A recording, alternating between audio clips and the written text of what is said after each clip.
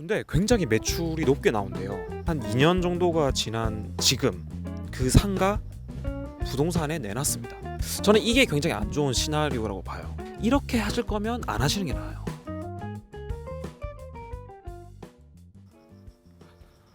안녕하세요. 비욘드 스페이스 김민수입니다. 내일 월요일인데 제가 이렇게 일요일 밤이 되면은 이게 참 뭐랄까 생각이 좀 많아지더라고요. 지난 토요일에 대구에서 오신 클라이언트 분하고 공유 피스 창업 상담을 했습니다. 최근에 이제 미니 창고 창업 상담을 쭉 이제 해오다가 이제 공유 피스에 대한 창업 상담은 굉장히 좀 오랜만에 한 건데 한 2시간 반 정도 얘기를 같이 나눴죠. 저는 처음부터 단도직입적으로 이제 도면 보여드리고 매출 말씀드리고 이제 인테리어 비용 얼마 들지 결론부터 말씀을 드리거든요.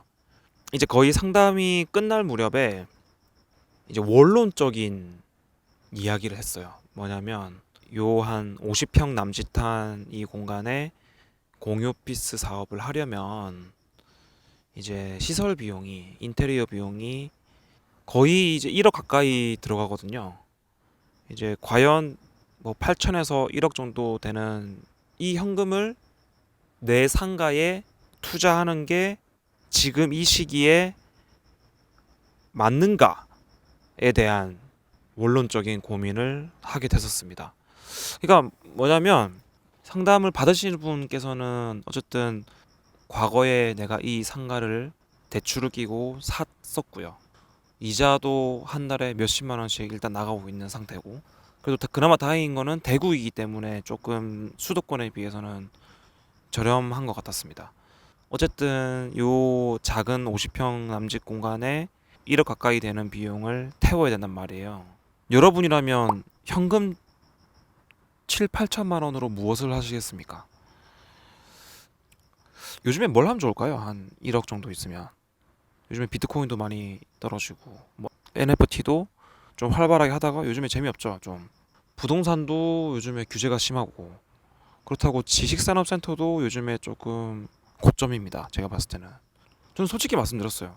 저희도 비슷한 고민을 한다. 저희도 현금이 그 정도가 있으면 서울에서는 지상의 상가는 매입하기가 힘드니까 지하 상가를 좀 저렴하게 매입을 해서 미니 창고를 할 것 같다. 하지만 저희하고 거래하시는 임대인분들은 웬만해서는 반대를 한다. 왜냐하면 지금 이 시기는 어쨌든 고금리 인플레이션 시기이고 현금을 축적해야 되는 시기라고 얘기를 한다. 다들 이제 그렇게 말씀을 드렸죠. 근데 또 이 임대인분의 고민은 하지만 그러기에는 이 빈 공간이 계속 임대가 나가지 않는다예요.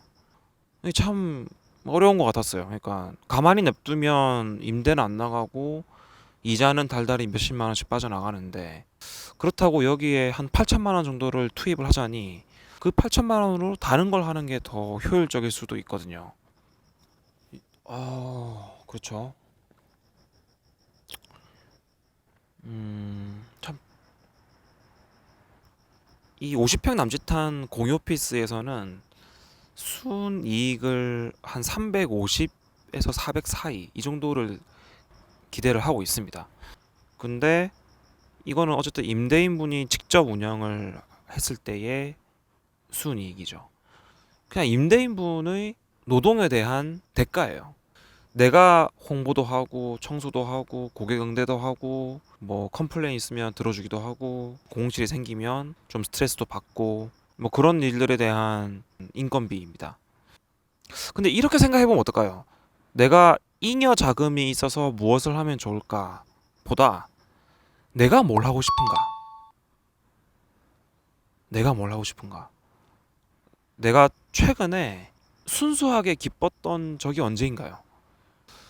저는 개인적으로는 사업을 하기 전에는 사이클링을 되게 열심히 탔었는데 자전거 동호인 대회가 있어요. 그 대회에 나가서 제가 가끔씩 1등을 하곤 했습니다.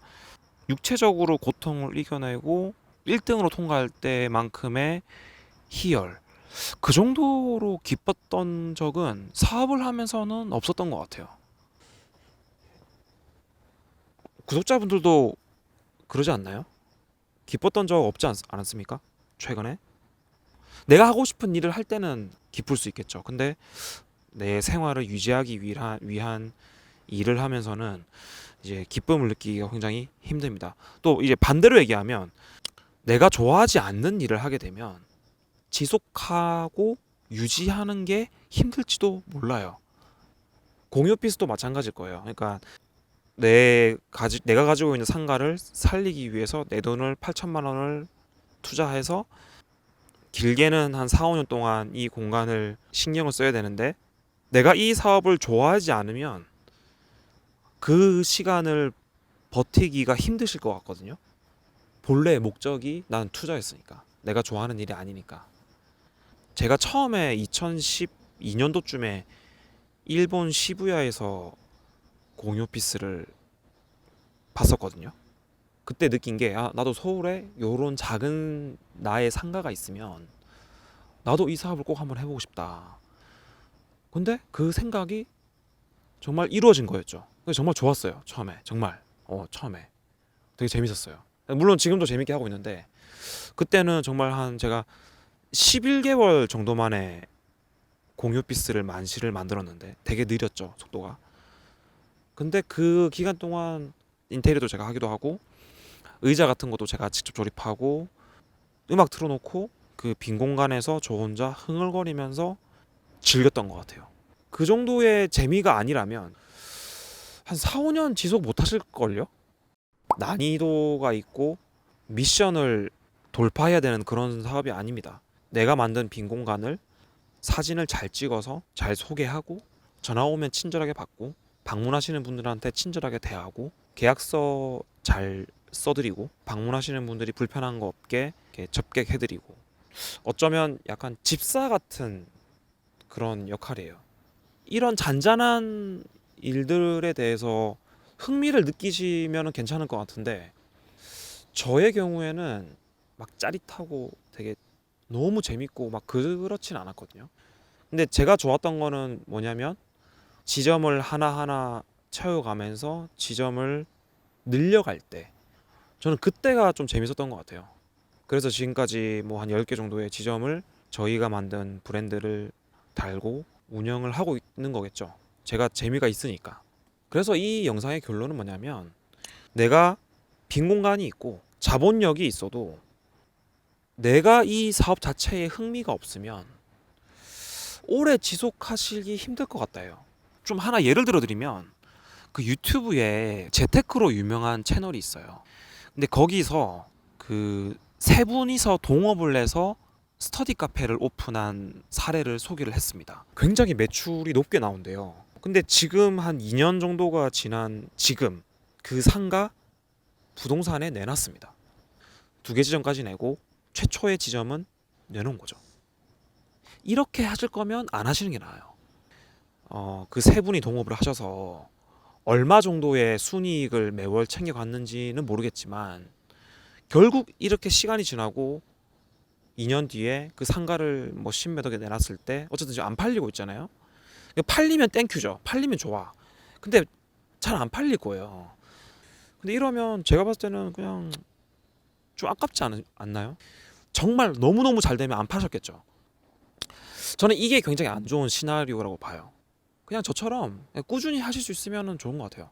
물론 저도 엄청나게 현금 흐름이 좋은 건 아니에요. 그래도 저는 저희 뭐 비욘드 스페이스 그리고 미니 창고 짐이라는 브랜드가 어쨌든 컨텐츠가 남았잖아요. 그리고 그 컨텐츠를 또 사고 싶어하는 분들도 계시고 본인이 만든 컨텐츠가 빈 공간에 채워지고 내 공간에 채워지고 그 컨텐츠를 또 다른 방식으로 뭐 유튜브든 뭐 가맹 사업을 하든 이렇게 확대가 되면 좋은 것 같은데 근데 그렇게 하시려면 내가 지금 하고 있는 일을 좋아하셔야 돼요. 막 엄청나게 좋아하실 필요는 없지만 포기는 하시면 안 돼요. 저는 그렇게 생각합니다. 근데 이거는 근데 사실 의견이 많이 달라요. 아마 저랑 생각이 다른 분들이 더 많을 것 같아요. 야, 시기가 안 좋을 때는 그냥 빨리 엑시트 하는 게 좋은 거다. 그렇게 말하시는 분들이 대부분이시죠. 하지만 저는 버티는 게 답이다 라고 생각합니다.